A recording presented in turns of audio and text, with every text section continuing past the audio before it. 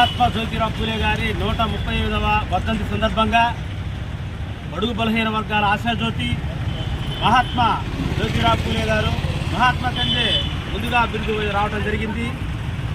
మహారాష్ట్రలోని సతారా జిల్లాలో నయగానే గ్రామంలో ఆయన జన్మించడం జరిగింది.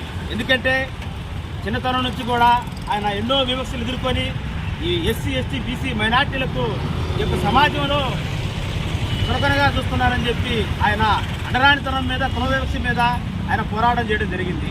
ఆయన థామస్ రైట్ రాసినటువంటి మానవ హక్కులు అనే పుస్తకాన్ని చదివి ప్రేరేపితయ్యి ఈ సమాజంలో ఉన్నటువంటి మానవ హక్కులు ఏ విధంగా ఉన్నాయి అని చెప్పి ఈ యొక్క స్త్రీలు ఏ విధంగా ఈ సమాజంలో ఉండాలని చెప్పి 1848 సంవత్సరంలో పూణేలో పాఠశాలను స్థాపించి ఆయన స్త్రీ విద్యావ్యాప్తి కోసం కృషి చేయడం జరిగింది.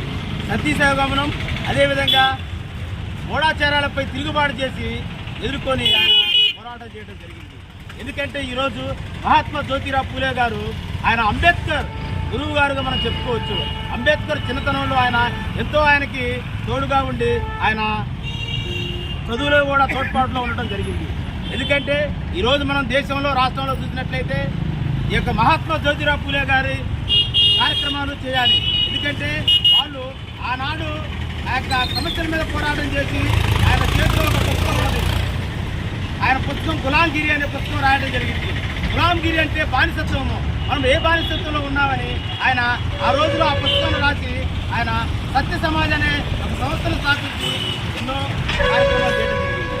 ఆయన గుర్తు చేసుకుంటూ ఈరోజు ఆయన స్మరించుకుంటూ జోహార్ మహాత్మా జ్యోతిరావు పూలే, జోహార్ మహాత్మా జ్యోతిరావు పూలే, కొనసాగిద్దాం మహాత్మా జ్యోతిరావు పూలే ఆశయాలను, కొనసాగిద్దాం మహాత్మా జ్యోతిరావు పూలే ఆశయాలను.